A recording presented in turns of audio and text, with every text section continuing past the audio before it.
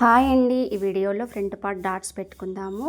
చూడండి, front part పైన 4,000 కొలత పెట్టుకున్న తర్వాత ఒక మార్కింగ్, 1.5 ఇంచుకి ఒక మార్కింగ్, 1.5 ఇంచుకి ఒక మార్కింగ్, మొత్తం 3 మార్కింగ్లు అయితే పెట్టాను.